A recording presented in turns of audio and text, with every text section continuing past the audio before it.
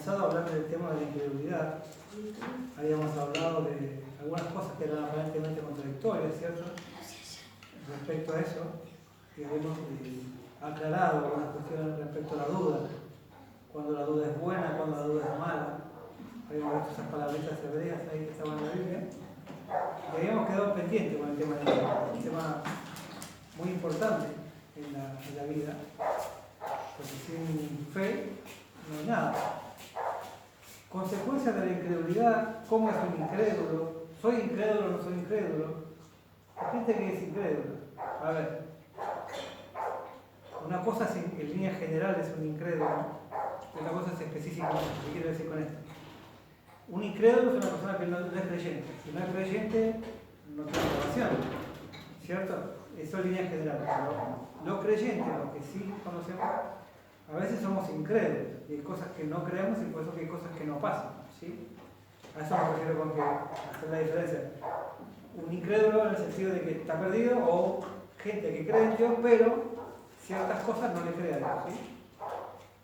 En la Biblia hay amplios ejemplos de gente así, esa gente que creía en Jesús o creía en Dios, pero en ciertos momentos, de hecho todavía nos daba un ejemplo.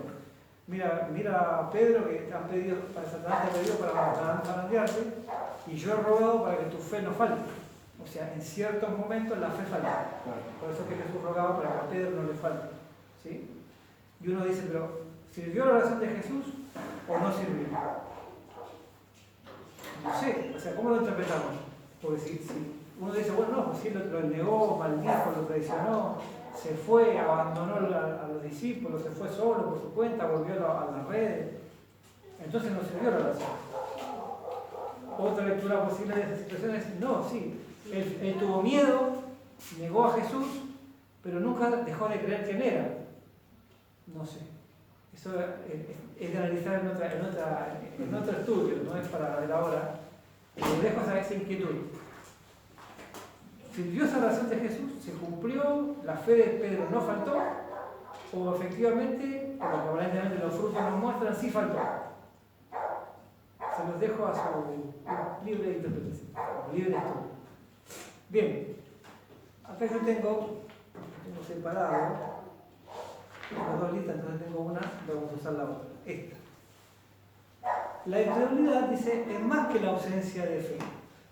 Es la falta de credibilidad a la verdad. La incredulidad es una consecuencia del pecado, ¿sí? La incredulidad es el cemento que endurece un corazón para no creer en algo o en alguien. La incredulidad surgió como final cuando el hombre cambió la fe por la razón. La incredulidad se origina en las personas cuando creemos que Dios es hombre. Ahí terminamos la semana pasada. El ejemplo del Edén. Ellos humanizaron a Dios, dijeron, Dios me está engañando, Dios me está ocultando cosas, Dios es egoísta, ¿no?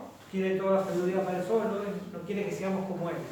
Le creyeron al diablo en lugar de creerle a Dios, porque creyeron que Dios era un hombre como ellos, era uno más, era taimado, engañador. Y bueno, eso lo hacemos todo el tiempo. Le reclamamos a Dios muchas veces cosas como si él fuera nuestro primo, no sé, nuestro sirviente. A veces no me sirve. ¿No? Cuando en realidad Él es Señor y Él decide. Todo lo que Él hace es bueno. Dice, yo no tengo pensamientos de mal, sino de bien para ustedes. Pero ¿por qué me pasa esto? ¿Por qué tengo esta enfermedad? ¿Por qué me pasó esto? No sé. Pero el pensamiento de siempre, los de Dios, va a ser bueno para mí. Eso es fe. Yo no sé cómo, pero esto tiene que ser para Dios. Eso es fe. Yo no sé cómo, eso es fe. ¿No? La certeza de lo que se espera, la convicción de lo que no se ve. Yo no lo veo. Él no falla. Pero yo creo, ¿sí? Bien. Ese es más o menos el raciocinio que nosotros hemos tenido con nuestras propias experiencias familiares. Sí, bueno, todos han tenido diferencias. Nosotros hasta el día de hoy no podremos entender lo que Dios hizo con nuestro hijo, pero sé que hay un proceso o información o hecho bueno detrás de esto. Dice, cuando Dios nos responde a nuestro pedido o lo logramos, se activa nuestra incredulidad, ya que consideramos que nos falló, sin tener en cuenta que su voluntad es buena, agradable y perfecta. No está sometido a nuestro capricho, a lo que consideramos que Él debe responder positivamente en nuestro favor. La incredulidad distorsiona seriamente nuestra capacidad de razonar, y eso está muy lleno, que juzga a Dios. Todo el mundo se toma el papel de juzgar a Dios y decir, ¿por qué Dios hace tal cosa? ¿Y por qué no hace tal otra? Nosotros, imagínense que un día venga usted, una hormiga y le diga, ¿usted por qué hacen tal cosa? ¿Y por qué decidiste en tu vida hacer tal cosa? ¿No? Nosotros somos menos que una hormiga al lado de Jesús. Bien, se activa la interioridad porque en realidad no brota la esencia, sale a la luz lo que hay en verdad en nuestro corazón.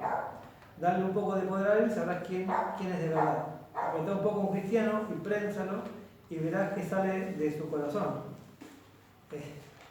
Esto es muy interesante, esto una vez lo escuché, no me acuerdo quién se lo escuché. Si uno agarra una esponja, ¿no? El hombre es como una esponja, absorbe todo lo que lo rodea. Entonces, para saber que tiene una esponja, ¿qué tengo que hacer? Apretarla.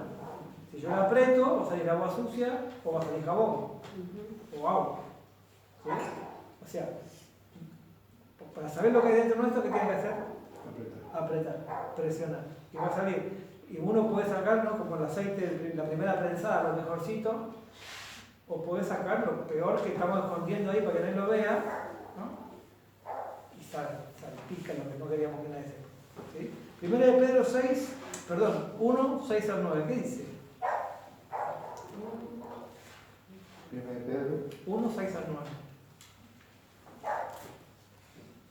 Primera de Pedro 1, 6 al 9. Amén. ¿Qué dice? Esto es para ustedes motivo de gran alegría, a pesar de hasta ahora han tenido que sufrir diversas pruebas por un tiempo. El oro, aunque perecedero, se acrisola al fuego, así también la fe de ustedes, que vale mucho más que el oro.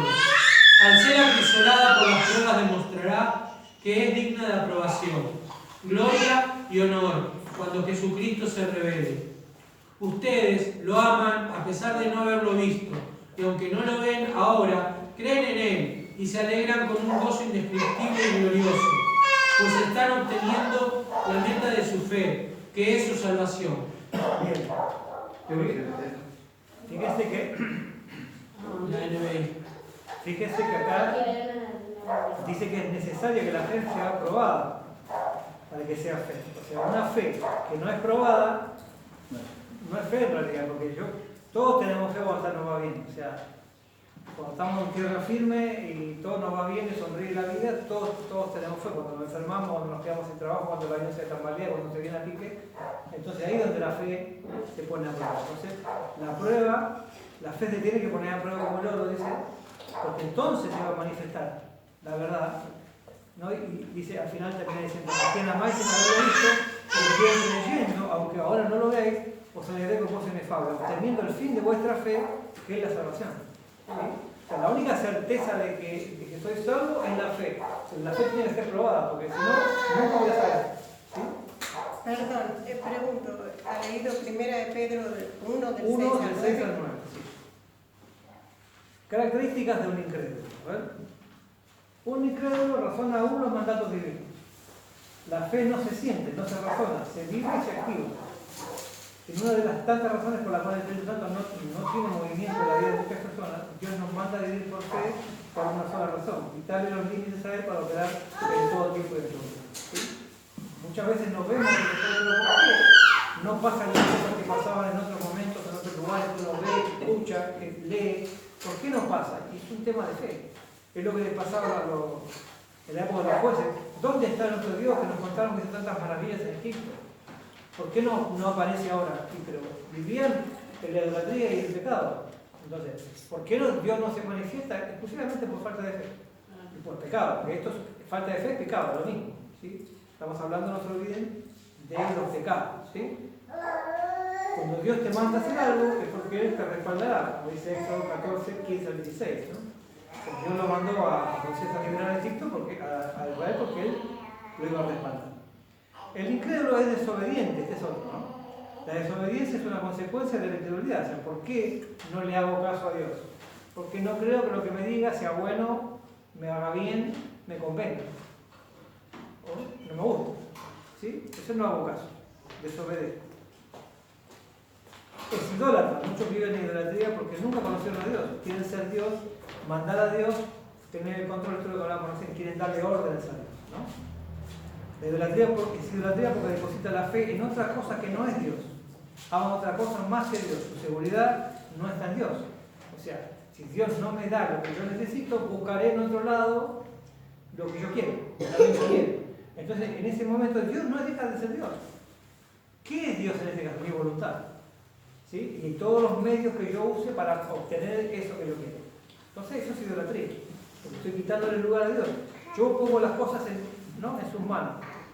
Y Él va a hacer. Y si no la hace, pues esa es su voluntad. Y la voluntad de Dios es buena, agradable y perfecta, aunque yo no lo entienda. ¿Sí? Esto lo vamos a ver más adelante, es ingrato. El que no cree es ingrato.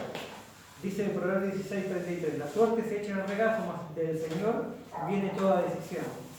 ¿No? Pero ¿no? La suerte no existe. Está en el regazo del Señor. Él es el que decide todo. Entonces uno tiene que ser agradecido por todo lo que nos pasa. Es decisión de Dios. Vamos a hablar más adelante de este tema. ¿Sí? El incrédulo llama imaginación cuando Dios le habla. Si no, fíjense ahí al gran sacerdote Elí, que una mujer estaba orando y pensaba que estaba borracha. ¿No?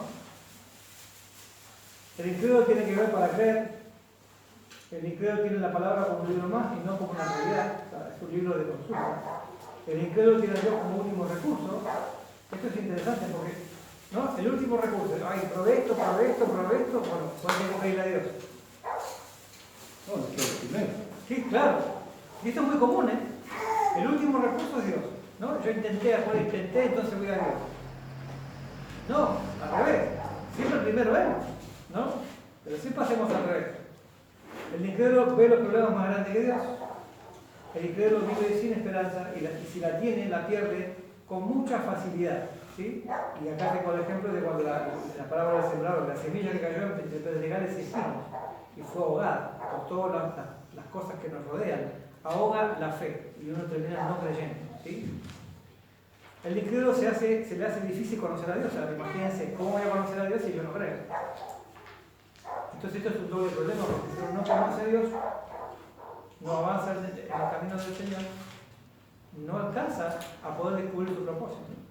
Y puede pasar dos cosas: yo conozco lo suficiente de Dios como para ser salvo, que me quede, o directamente no conozco, nunca lo conozco. Y eso, y ojo con eso, no tiene que ver con cosas externas, ¿eh? Porque está el famoso pasaje: en tu nombre hicimos un milagro, en tu nombre hicimos lo otro. Y Jesús no le dice, no hicieron eso. No está poniendo en duda que hicieron eso o no esas cosas, sino yo nunca los conocí. Apártense de mí. Entonces, no tiene que ver con lo externo, con lo que yo sirva, tiene que ver con algo que está dentro del corazón de la persona. ¿Sí? El incrédulo siempre está agotado porque no descansa en el Señor, obviamente, siempre depende de sus propias fuerzas, es autosuficiente, es orgulloso, ¿no? ¿Por qué es orgulloso? Porque si uno es autosuficiente, no necesita de nadie. Porque, ¿qué hay detrás de todo esto? ¿Qué hay detrás de dejar a Dios como último recurso? ¿Qué hay detrás de llevar yo mi propia carga? ¿Qué hay detrás de ser autosuficiente? Orgullo. Yo puedo. Yo me la banco. Yo solito. Yo solo construí esto. Yo solo. Sí. Si yo digo yo solo, significa que Dios no estuvo presente. No tiene ningún mérito en lo que acabo de mencionar. ¿Qué más? El incrédulo es muy inseguro porque confía en Dios de labios y no de corazón. El incrédulo no conoce la santidad. Tito 1:15, ¿qué dice?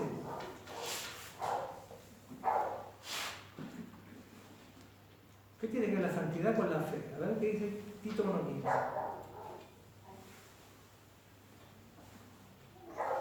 Todas las cosas son puras para los puros, mas para los corrompidos e incrédulos nada le es puro, pues hasta su mente y su conciencia están corrompidas.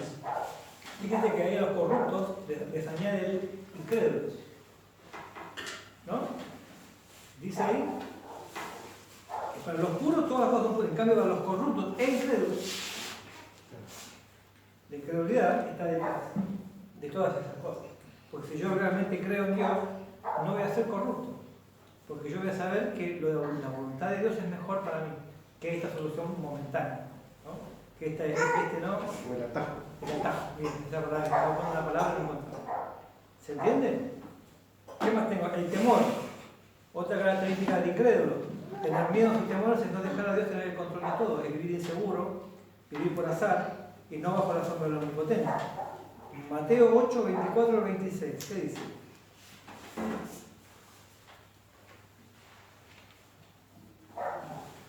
Mateo 8, 24 al 26.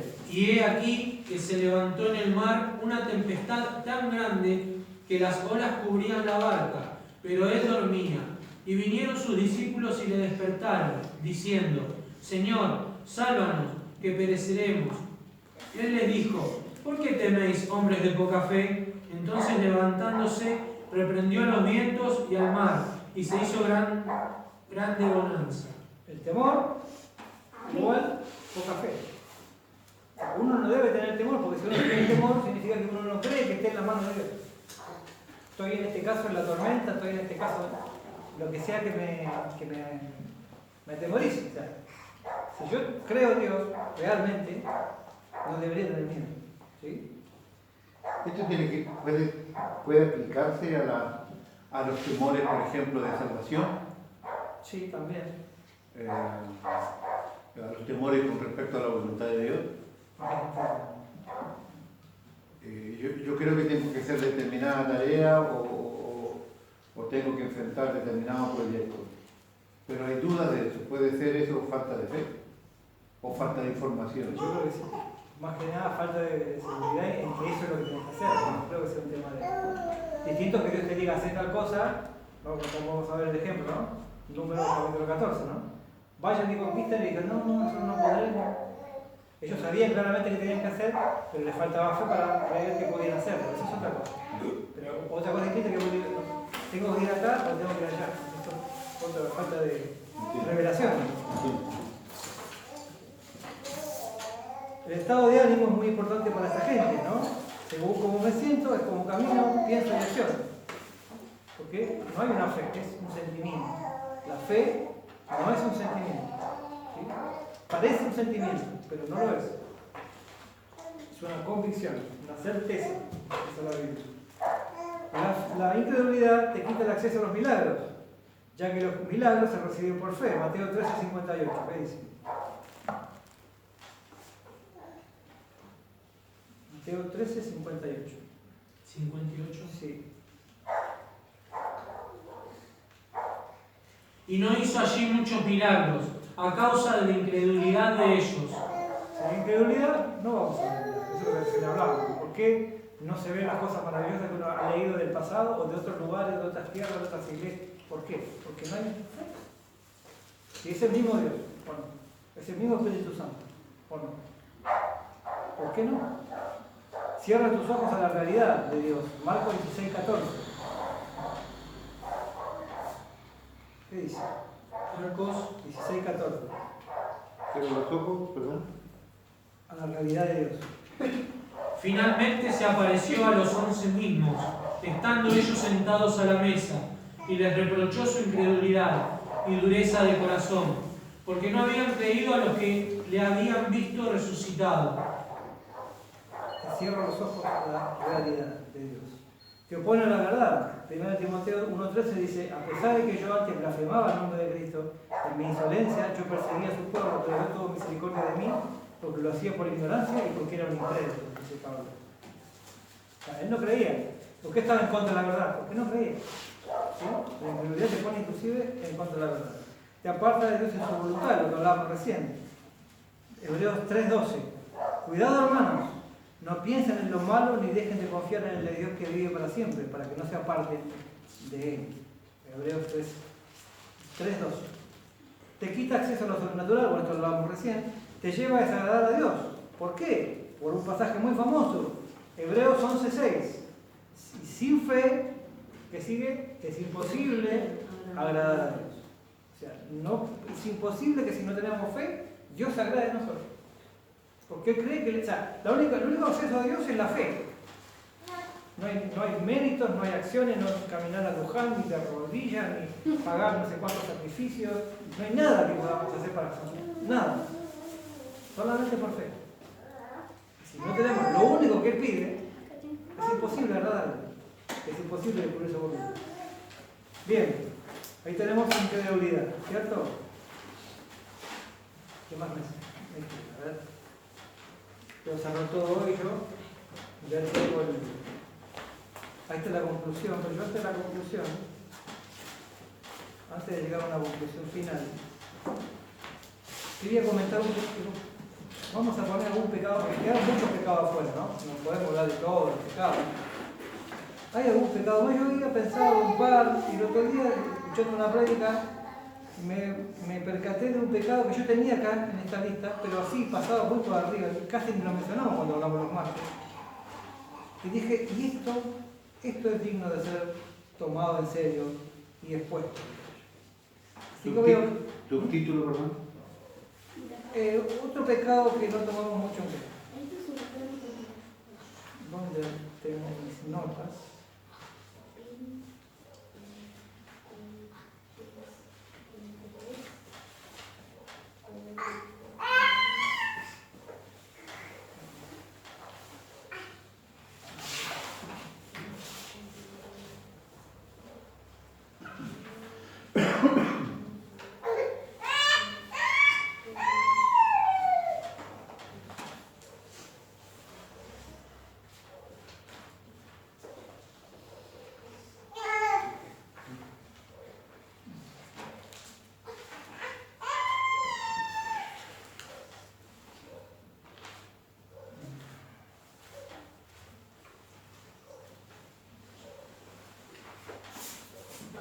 Capaz que no lo tenés.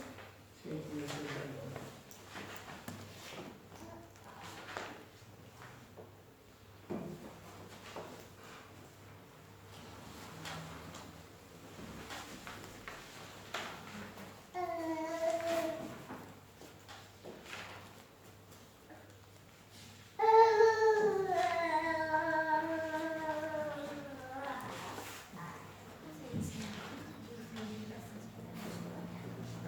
Bien.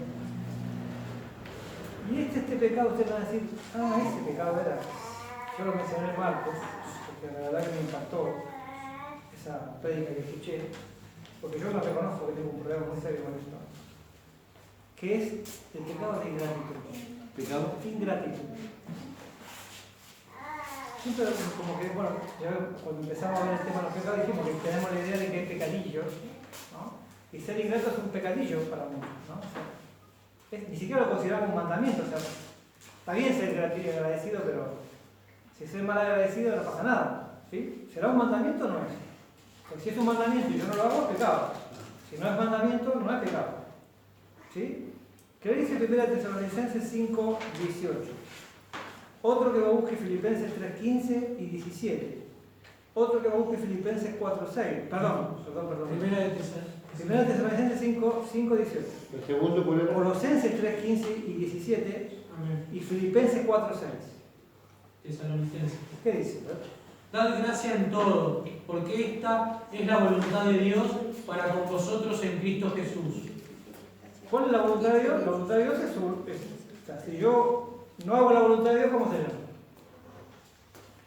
¿Cómo sería la definición de no hacer la voluntad de Dios? ¿Cómo se llama? Desobediencia. ¿Y eso qué es? Pecado. O sea, si yo no hago la voluntad de Dios, peco. ¿Cuál es la voluntad de Dios? Dice ahí.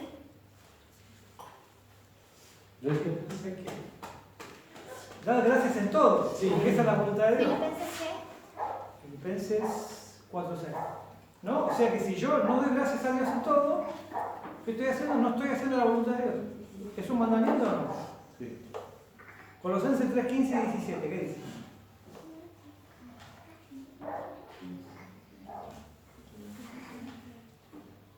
Colosenses 3:15 y 17. Ah, sí. Y la paz de Dios gobierne en vuestros corazones, a la que asimismo fuisteis llamados en un solo cuerpo, y sed agradecidos. La palabra de Cristo more en abundancia en vosotros, enseñándonos y exhortándonos unos a otros en toda sabiduría, cantando con gracia en vuestros corazones al Señor, con salmos e himnos y cánticos espirituales. Y todo lo que hacéis, sea de palabra o de hecho, hacedlo todo en el nombre del Señor Jesús, dando gracias a Dios Padre por medio de Él. Todo lo que haga, dando gracias a Dios pasa. En todo lo que hagamos, demos gracias a Dios, dice ahí. ¿Qué dice Filipenses 4:6? Por Por nada nada es afanoso, sino sean conocidas vuestras peticiones delante de Dios, en toda oración y ruego, con acción de gracias. Con acción de gracias. A ver, Marina, buscame Efesios 5:19. El Salmo 100, famoso, el versículo 4 y 5 dice: entrad por sus puertas con acción de gracias, por sus atrios con alabanza, alabadle, bendecid su nombre, porque Jehová es bueno, para siempre su misericordia y su verdad por toda la generación. O sea, uno entra ya de entrada con acción de gracias. El Salmo 107, versículo 8 dice: alaben la misericordia de Jehová y sus maravillas para con los hijos de los hombres. ¿Qué dice Efesios 5, 19, 20? Ay, para.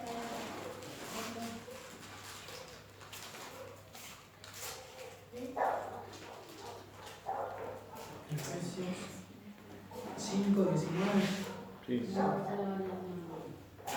Ah, pues ya lo encontré. ¿Lo querés, perfecto?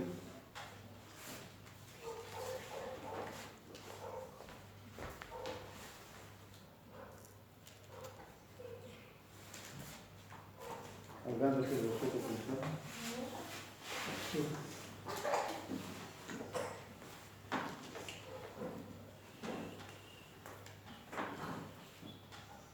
¿Efesios qué? 5, 19. Hablando entre vosotros con salmos y con himnos y cánticas espirituales, cantando y alabando al Señor en vuestros corazones, dando siempre gracias por todo al Dios y Padre, en el nombre de nuestro Señor Jesucristo. Someteos los unos a los otros. Dando gracias siempre al Padre en el nombre del Señor Jesucristo. Yo tengo marcado, pero no sé. Habría que hilar más fino en el todo, ¿no? Sí. Bueno, No es todo lo importante, todo. todo. Bueno y malo. Eso es lo que. O sea, ahí está mi problema. Yo, o sea, si me pasa algo bueno, no tengo problema de dar gracias, o sea, obvio. Pero cuando nos pasan cosas que no son tan buenas, yo tengo problemas. Muy serio con eso. Y cuando no hay gratitud, ¿qué hay? Queja. Pecado. Ya vamos a llegar ahí, ¿no? En la versión NTV y en otras versiones, en la 60 no. En el Salmo 50, versículo 23 dice: pero el dar gracias es un sacrificio, que verdaderamente me honra. Si permanecen en mi camino, les daré a conocer la salvación de Dios. En la versión 60 dice, en lugar de dar gracias, dice sacrificio de alabanza. Pero esto está sacado del texto original. El texto original está más cerca de este pasaje. El dar gracias es un sacrificio. Claro que es un sacrificio, porque como digo recién, cuando me pasa algo que no me agrada, ¿cómo doy gracias? Ahí se convierte en sacrificio, ¿verdad? ¿Se entiende? O sea, es una cosa rara, loca para mí. No sé. Ustedes capaz que son demasiado santos y dan gracias por todo. Uy, es el regalo del perro. Oh, gracias Señor. Quizás, yo no lo sé. A mí no me pasa. Me cuesta un montón. Tengo que reconocer. Yo soy pecador, imperfecto. Capaz que ustedes dan gracias, no sé. Pisé un charco de agua, el colectivo me mojó todo cuando pasó vos. Gracias Señor. Gracias Señor porque me mojó el colectivo. ¿No? No sé. Perdí el colectivo. Uy, el 30 de paro. Uy, no. Pero en todo, o sea, ahí va la palabra todo, ¿no? Entonces, el Salmo 69, 30. Entonces alabaré el nombre de Dios con cánticos y lo honraré con acción de gracias. Pues al Señor esto le agradará más que sacrificio de ganado o de presentar un toro con cuernos o pezuñas. Esta es la versión NTV, la versión 60 que dice, ¿verdad? Repíteme el texto, por favor. Salmo 69, 30 y 31. Alabaré el nombre de Dios con cántico, lo exaltaré con alabanza, y agradará a Jehová más que sacrificios de buey.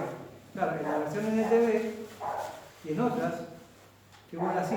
Entonces alabaré el nombre de Dios con cánticos y lo honraré con acción de gracias, pues esto le agradará al Señor más que sacrificios. Bueno, y alguien que me busque, por favor, Hebreos 12, 28.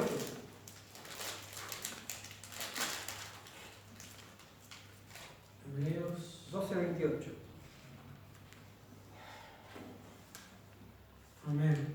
¿Qué dice? Así que, recibiendo nosotros un reino inconmovible, tengamos gratitud y mediante ella sirvamos a Dios agradándole con temor y reverencia. Conclusión. Ser agradecidos es una opción, es un lindo gesto, debería ser una característica de la gente simpática, o es un mandato de Dios. Es un mandato de Dios. Es un mandato de Dios que nosotros incumplimos mucho. Yo incumplo mucho. Es que si nosotros miramos la parte negativa, nos detenemos en eso, es un pecado frecuente. Porque de verdad, más allá de que uno puede soportar la prueba, lo no grato, pero no decimos que gracias a Dios, ese es el pero aquí. Dar gracias, o sea, no solamente soportar lo malo que te pasa, sino agradecer lo malo que te pasa. Dar gracias al Señor por ponernos esa prueba. O sea, Así me acuerdo de una mujer que estuvo, hay películas sobre la vida de ella, que estuvo en un campo de concentración, se llamaba la selección, Corrie ten Boom, había muchos devocionales. Y ellos eran holandeses, no eran judíos, pero ellos escondían judíos en su casa y les conseguían papeles y los sacaban. Hasta que los descubrieron, lo mandó frente a un pastor en Belén, ¿no? Y terminaron en un campo de concentración y sus padres murieron, solamente ella y la hermana se salvaron. Murieron en un campo de concentración y solamente ellas dos, que era ella y la hermana. Y ellas daban gracias a Dios por los piojos. Y por abundantes los campos por las pulgas y por los piojos que tenían encima. Ustedes dirán, pero ¿cómo voy a dar gracias por los piojos y las pulgas en un campo de concentración donde acaban de matar a mi familia? Porque como tenían piojos y pulgas, los alemanes no las violaban. ¿Cómo? Los alemanes no las violaban porque tenían piojos y pulgas. Y por eso no fueron violados. ¿Qué no hacían los alemanes? No le hacían. No las violaban. No le. No las violaban. Ah, Porque como estaban con piojos y pulgas, los alemanes no las tocaban. Si Y ellas le no daban- hubieran tenido piojos y pulgas, las hubieran violado. Y le daban gracias por eso. Y le daban gracias a Pero Dios por los piojos y por las pulgas. no eran tocadas. Son cosas que uno dice, ¿Cómo? ¿Quién lo denunció? ¿Un pastor? un pastor lo denunció. La otra vez escuchaba una historia increíble de muchas chicas coreanas de Corea del Norte se escapan vía China, pero en China las esclavizan y las venden. Y había una mujer coreana que se escapó de Corea del Norte, fue por China con la intención de pasar a Corea del Sur de alguna manera, pero muchas quedan en el camino. Y esta quedó y la vendieron como esposa, la venden. Y bueno, ella conocía al Señor. Y en esta situación, en lugar de caerse y venirse abajo, fortaleció su fe. Le predicó a su marido bravo, no marido de verdad, o sea, dueño, digamos. Él aceptó al Señor, le dio la libertad. Y ella trabaja en Corea del Sur en un programa de radio, hablándole a otras mujeres y predicando el Evangelio, para el otro lado de la frontera de Corea. Contando su testimonio, contando que ha alcanzado y sigue trabajando sacando mujeres. Un ministerio impresionante a través de la esclavitud. Ella obtuvo su libertad predicando al tipo que la compró. Así salió y ahora predica y tiene un programa de radio muy exitoso en Corea del Sur. Como de las cosas malas a veces Dios saca lo mejor. Pero uno tiene que aprender a ser agradecido, porque si uno en ese momento, ya no creo más. Imagínense que José, ¿no? En la cárcel, de hecho hay una película de dibujitos que hicieron de José, cuando José está en la cárcel, no estaba muy contento. ¿Quién va a estar contento? Y pone una plantita, porque pone una semillita y le crece la plantita, y se le muere la plantita, y empieza a maldecir, ¿por qué? No, en la Biblia, ¿dónde está esto en la Biblia? No está en la Biblia, o sea, José, en las peores situaciones el tipo ponía lo mejor, y todos lados le iba bien. O sea, el tipo era el esclavo, que fue feo el esclavo, era el principal de la casa, ¿no? Manejaba todo, era el economista de la casa. Fue lo que hicieron en una, ¿no? Está mal dicho, le hicieron una cama. En realidad fue preso por no cama, pero bueno, no importa. La cosa es que terminó mal. Le quisieron hacer la cama. Terminó mal y terminó en la cárcel. Y en la cárcel se convirtió en el capo de la cárcel y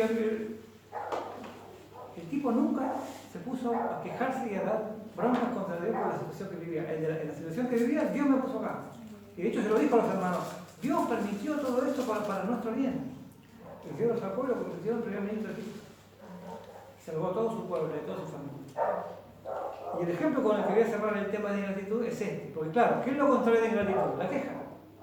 Ser desagradecido, ¿qué es? Es quejarse. No lo que he escuchado Dante Gebel que contaba que él tenía uno de los primeros, cuando recién empezaba, él tenía un empleado, trabajaba con él, que era el único de los empleados que tenía que no tenía ningún vehículo, no tenía moto, no tenía bicicleta, no tenía auto, y vivía lejos, y todo el tiempo llegaba tarde. Entonces hizo un esfuerzo él y le compró un autito usado. ¿No? Le dijo, yo te voy a pagar todas las cuotas del auto. O sea, no es que te voy a pagar la primera cuota, yo te doy el auto, lo voy a pagar en cuotas, porque no te puedo comprar un auto de una, pero yo lo voy a pagar. El auto es tuyo, ¿no?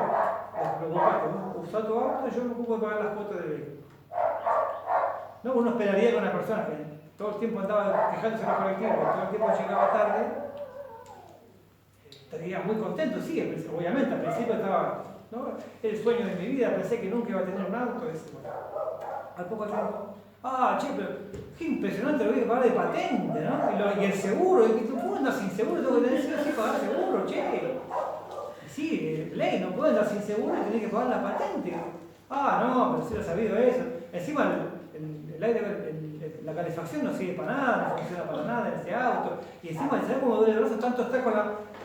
No había un auto con un botón, tengo que andar con la manijita de los vidrios. ¿Cuándo te regalaron un auto? Cuando uno es mal agradecido, va a ser mal agradecido en todas las circunstancias. O sea, no tiene que ver si me va bien o me va mal. Porque a José le iba muy mal, a estos ejemplos que di, le iba muy mal. Y era gente muy agradecida. Y otros que le va bien y no lo son. ¿No? Y acá en Números 14:27, ¿se acuerdan la famosa historia? Estaban a las puertas de la tierra prometida. Le dijo, yo los voy a sacar de la esclavitud y los voy a llevar a la tierra que fluye leche y miel. Les voy a dar la tierra que yo les dije, le prometí a sus padres. Pasaron 3 meses de viaje, estaban ahí a 11 días de la tierra prometida, en Cades Barnea. Fueron unos espías a ver si era verdad como en la tierra. Y la tierra, sí, la verdad que sí. La tierra es maravillosa, tal como Dios dijo. Fluye leche y miel. Acá está el fruto, impresionante. Bárbaro. Y entonces, no, pues nosotros no podemos conquistar. Todos conocen la historia. Porque ellos son enormes, son gigantes, son como langostas. No, nos trajimos a cuete, vinimos acá, nos van a matar a todos. Volvámonos a Egipto. 14:27. Y en el 27 Dios, no, la paciencia, como siempre, la paciencia de Dios no es infinita, tiene un límite. Y Dios dice, ¿hasta cuándo oiré esta depravada multitud que murmura contra mí, las querellas de los hijos de Israel que de mí se quejan? ¿Hasta cuándo? Porque la queja es la ingratitud personificada. De hecho, hay muchos ejemplos, yo elegí este porque es el más significativo. Pero hay otro momento donde Dios también se indigna porque los tipos estaban en el medio del desierto y les llovía pan del cielo. Todos los días tenían su porción de pan. ¿No? Los días, cuando venía el sábado, tenían doble, porque el sábado no laburaban, doble porción. Pan del cielo, no tenías que amasar, no tenías que trigo, nada. Pan del cielo, todos los días. Estamos podridos de este pan todo el tiempo y ya no aguantamos más. Queremos carne, queremos. Y Dios se les voy a dar carne, dice, hasta que les salga por las narices, dice Dios. Porque estoy cansado de su gratitud y su queja.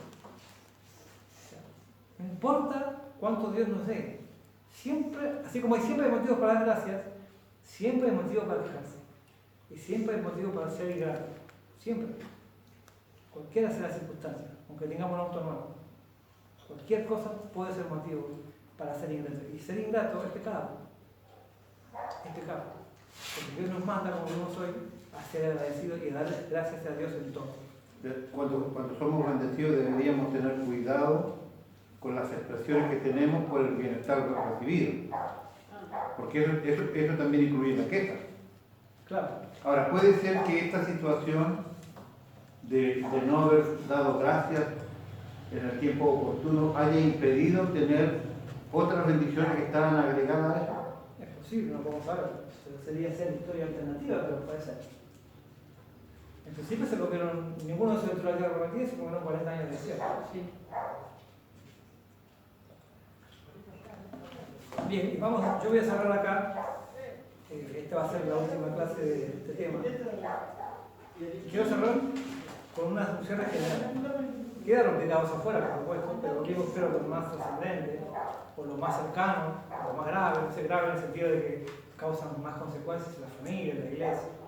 Y que no estaba en mis planes, pero me pareció digno de ser resaltado, porque me tocó de cerca.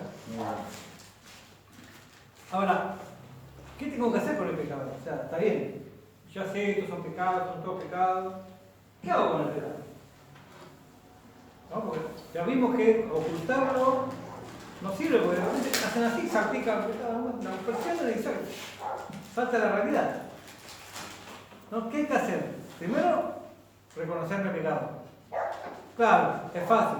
Todos somos pecadores, por supuesto, que yo soy pecador, porque todo el mundo pecó. No.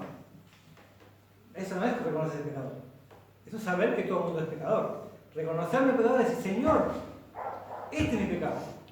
Esto hago, esto hice, esto sigo haciendo, esto no quiero hacer y lo vuelvo a hacer. Este es mi problema. ¿Se acuerdan que hablábamos de la pasada? Reconocer nuestras debilidades. Este es mi pecado. Reconocimiento. ¿Sí? Ah, qué bueno. El tipo reconoce su debilidad, reconoce que está mal. ¿Suficiente? No. Ah, sí, yo tengo ese problema. Sí. Vos sabés que cuando me pongo loco, agarro el celular y lo tiro ahí en la carnicería en el piso. No tiré el celular, tiré la funda, no el celular, la funda. Tenía loco. Era otro. ¿No? Pues sí, mi pecado a veces es la ira, sí. Confesión. ¿No? Confesión. Mira, Señor, te confieso mi pecado, esto no quiero que esté más en mi vida, me arrepiento de esto. Confesión, arrepentimiento. Me arrepiento de esto, no lo quiero. Quiero ir para otro lado. No olviden que arrepentirse, no, metanoia, es cambio de mente. Pero también es ir más allá. Porque meta es ir más allá. Es conocer más allá. O sea, si yo me estanco en esto, no voy a ir nunca más allá. Por eso es importante arrepentirse. Me voy a estancar en el pecado y no me va a dejar progresar. Renuncia. No quiero saber más nada. Por supuesto que cuando uno renuncia a veces puede reincidir, sí. Pero una cosa es reincidir y otra cosa es seguir. Es practicar, no es lo mismo. Perdonar, obtener el perdón de Dios, ¿no? Perdonar yo sí que tengo cosas, porque si yo no perdono no puedo ser perdonado, ¿no? Y apropiarme de lo que la palabra de Dios me garantiza, que si yo me arrepiento y me aparto, dice la Biblia, alcanzaré misericordia, que seré limpiado y santificado. Porque muchas veces también eso, no reconocer lo que Dios me da, me impide a mí alcanzar eso. Ay, sí, Dios me perdonó, pero yo no me puedo perdonar. Eso es muy común. Estoy diciendo, mi estándar de santidad es mayor que el de Dios. Eso estoy diciendo. Si yo digo, sí, Dios me perdonó, pero yo no me puedo perdonar, ay, qué noble sentimiento, en realidad lo que estoy haciendo es diciendo, sí, mi estándar de santidad es mucho más alto que el de Dios. Dios puede perdonar esto, pero yo no. Claro, no, ¿quién soy? ¿No? La segunda etapa viene la sanidad, ¿no? Tenemos que ser sanos de todo ese problema, porque es un problema, tengo que ver de dónde viene, por qué tengo esta debilidad. O sea, hacer un estudio de mí, nadie mejor que yo conoce por qué tengo este problema. ¿Cuándo empezó? ¿Cómo empezó? ¿Cómo me afecta? ¿Cuándo me afecta? ¿Cuándo yo reincido más en esto? ¿Cuándo me siento tentado por mi debilidad? ¿En qué circunstancias? ¿Cerca de qué circunstancias? Yo mismo tengo que hacer eso para ver cómo superarlo, ¿no? Bien, y ojo, una cosa importante, ¿no? El pecado no es solamente una cuestión de comportamientos externos y observables, que con un poco de esfuerzo y disciplina los podemos resolver. Imposible. Estamos obligados y debemos ser conscientes de que necesitamos luchar regularmente por lo que la Biblia nos enseña acerca de nuestro pecado. Entonces tendremos la necesidad del nuevo nacimiento y una salvación que viene fuera de nosotros. Yo mismo no puedo vencer. Voy a reincidir si no seríamos todos budistas. Yo por mi propio esfuerzo, no, alcanzo la iluminación. No, eso no es real. Sin Dios no es posible. ¿Sí? No podemos desconectar la justificación de la santificación. Esto es muy peligroso para los creyentes, ojo, importante también. Si yo, Colosenses 3, esto es muy importante.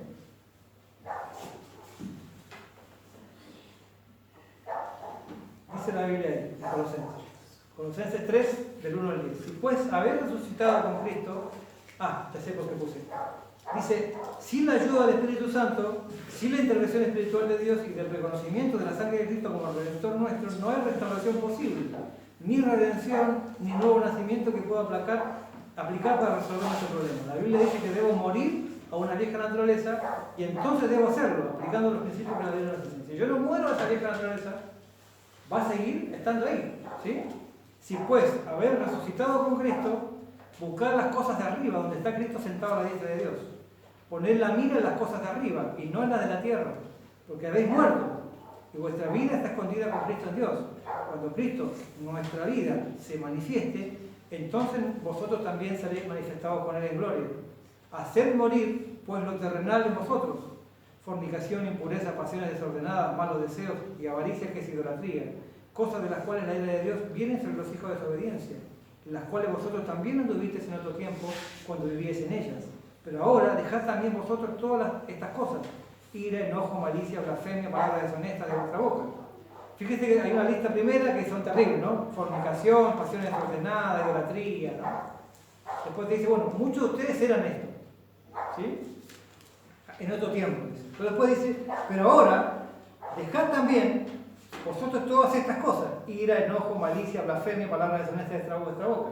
No mintáis los unos a los otros, habiendo despojado del viejo hombre con sus hechos y revestido del nuevo, el cual conforma la imagen del que lo creó, se va renovando hasta conocimiento pleno. O sea, si no mato, si no muere el viejo hombre, no estoy hablando de los viejos, por favor.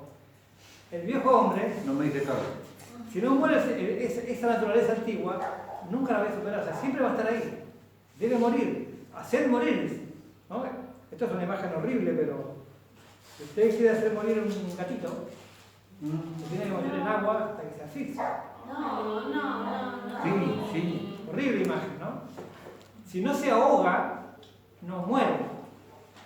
Si yo le doy de comer, si yo le doy para respirar, si le doy su espacio, si le doy su aire, no se va a morir. ¿Cómo hago para matar mi vieja naturaleza? Asfixiando, no dándole de comer. ¿No? Si yo me alimento de mi pecado es tal cosa y se alimenta de esta otra, y yo siempre estoy alrededor de eso, permanentemente lo estoy manteniendo y alimentando. Lo tengo que, cuenta que mucha gente cuando está con un problema de adicciones, lo sacan de ese medio y lo ponen en otro, porque si no el medio lo consume. Debo salir de aquello que me hace caer, ahogar, matar a la carne, no darle de comer, no dejarla respirar, y entonces se va a morir. ¿Sí? Hacer morir. No dice, fíjate que la primera parte dice, Dios, ustedes resucitaron con Él, ¿no? Tienen una vida nueva, miren hacia arriba, pongan a mirar las cosas arriba, pero eso de hacer morir, nos dice, Él hará morir, dice, ustedes harán morir. Es nuestra responsabilidad. Él nos va a dar el poder para vencer, pero es nuestra responsabilidad. ¿Sí? Colosenses 3, que casi. Colosenses 3 del 1 al 10. No podemos desconectar la justificación de la santificación. Esto es muy peligroso para un creyente, ¿no? No creer que porque yo estoy justo ante Dios ya la santificación es secundaria, no. Debilita la comprensión de la necesidad de la santidad personal y nuestra motivación para amar a Dios en obediencia. Y acá tengo una definición de santificación que saqué de Trachini, de lo que escuchamos el día martes. Él definía este martes la santificación de la siguiente manera. Me llamó mucho la atención, nunca he escuchado esta definición de santificación. Igual yo le mandé al grupo la hojita, ahí está la definición. Dice, proceso de cambio donde Dios, a través del Espíritu Santo, obra en mi corazón para ver a Cristo más y más hermoso, y donde como resultado de esta obra cambian mis valores. O sea, el Espíritu Santo me lleva a ver a Jesús cada vez más hermoso y quedo tan subyugado por esa hermosura que todo mi mundo, mis valores cambian. Y todo lo que antes me parecía maravilloso, como dice Pablo, lo tengo por bajo. ¿No? Como dice ahí en Isaías, llegará el día, dice Dios, que aquellas cosas que ustedes tanto adoran, le van a decir, sal de aquí, trapo asqueroso. Pues a la luz, comparando una cosa con la otra, decís, no. O sea, el proceso de santificación tiene que ver con el enamoramiento que el Espíritu Santo provoca en nosotros. Y esto me recuerda, ¿qué les recuerda eso del enamoramiento? Volver al primer amor. Si yo no me enamoro, si yo no estoy enamorado de Dios, no voy a vencer. Porque no me subyuga eso, me subyugan otras cosas. Si tenemos que buscar los comienzos de donde hemos caído, creo que pocas veces hemos amado a Dios como lo amamos al principio, cuando recién lo conociste y te iluminó toda tu nueva vida. Ese puede ser un buen comienzo para la experiencia esa, claro. que me iluminó el mundo, ¿no? Y es doblemente peligrosa para aquellos que tienen una falsa seguridad, porque les anima a pensar que es posible vivir en abierta rebelión contra Dios y aún así ser justificado delante de Él. Ser limpio, redimido, justificado y no vivir en santidad no es viable para un cristiano. Sos justificado, debe vivir en santidad. La gracia y el amor inagotable de Dios no es permiso para continuar en una vida según nos da la gana. ¿Sí? Si realmente somos de Él, vamos a querer las cosas de Él y vamos a querer ser como Él y agradarle a Él. ¿Cierto? Entonces, ¿qué hay que hacer? Llenar, o sea, estoy saltando, ¿no? Nosotros somos templos del Espíritu Santo. ¿Sí? Esa es la premisa. O sea, somos una casa. ¿Qué es un templo? Es la casa de Dios. Entonces, ¿qué hay que hacer? Llenarla. Hay que llenarla con el Espíritu de Dios. El Espíritu Santo ya tiene el templo donde habitar sin convivir con el pecado, con nuestra amor interior. Él debe habitar y llenar nuestras habitaciones que hasta hoy no tiene acceso. Debemos cultivar la amistad y la intimidad con Él. Él se convierte en nuestra fortaleza donde nadie podrá tener acceso y todo lo que quiera tocar en nuestro pasado debe arriesgársela con Él. En Él tenemos promesas de paz, de refugio, de salvación, de redención. Él nos va a recordar todas las cosas que Jesús hizo por nosotros y están saldadas. Y así el Espíritu Santo hace la obra en nosotros para la cual fuimos nosotros llamados, escogidos y sellados. Solo así el Espíritu Santo tiene lugar para habitar en nosotros, porque ahora no tiene lugar. Triste pero real, no tiene lugar en nosotros. Hablamos de Él, lo invocamos, le cantamos, pero no hay lugar en Él con nosotros. Ni en la congregación, ni en la iglesia, ni en nuestras vidas. Es primordial la santidad, ¿no? Si el templo no está apto para que Él habite, entonces no va a poder hacer lo que Él quiere. Cuando nosotros reconocemos el pecado, nos dedicamos a confesar, a arrepentirnos, pedir perdón, perdonar, limpiar todo esto, a ordenar nuestra vida, a revertir nuestras conductas, a sanar las heridas, entonces nuestra casa queda en condiciones para que Él habite. Pero si Él no llena esa casa, en vano trabajan los edificadores. Los edificadores en este caso son los que predican. O sea, si Él, yo cualquiera puede predicar todo lo que quiera, enseñar todo lo que quiera, pero si el Espíritu Santo no hace la obra en cada corazón, es en vano. Dice el Salmo 127:1. Si el Señor no construye la casa, los constructores pierden su tiempo. Si el Señor no vigila la ciudad, los guardias pierden su tiempo. La intimidad con Él, la lectura bíblica con Él. Esto es lo que veíamos el martes también. Exponerme, ¿no? O sea, yo no puedo hacer nada por mí, pero sí puedo exponerme al que sí puedo hacer. ¿Sí? En lugar de brindar circunstancias para el pecado, brindo circunstancias para que lo haga. ¿Sí? Y ahora Cristo tiene que ocuparlo todo. Eso significa estar muerto y crucificado. Con Cristo estoy juntamente crucificado. Y ya no vivo yo, sino que vive Cristo en mí. Y lo que vivo ahora en la carne, lo vivo en la fe. ¿Sí? Bien, mirad pues con diligencia como andéis, no como necios, sino como sabios, aprovechando bien el tiempo, porque los días son malos. Por tanto, no seáis insensatos, sino entendidos, de cuál sea la voluntad del Señor. Y hasta aquí el último consejo del día de hoy. Terminamos con el pecado. El pecado no existe más, ojalá. Eso cuando se entraña en la santificación, se dice que hay 3 tiempos: pasada, presente y futura. La pasada es cuando Dios nos seleccionó, nos apartó para Él, ¿no? La presente es cuando el Espíritu Santo nos aparta del pecado. Y la futura es cuando estaremos apartados definitivamente del pecado. Va a llegar el día donde el pecado no va a ser más un problema. Pero hoy por hoy, en la santificación presente, tenemos una tarea muy grande por delante y muy importante porque se define el futuro de nuestra propia, el sentido de nuestra vida. Está en juego. Si no alcanza con, ya estoy salvado, hago lo que quiero. Me voy a quedar estancado en un pantano y nunca voy a descubrir para qué fui alcanzado por Cristo. ¿Sí? El Señor les bendiga.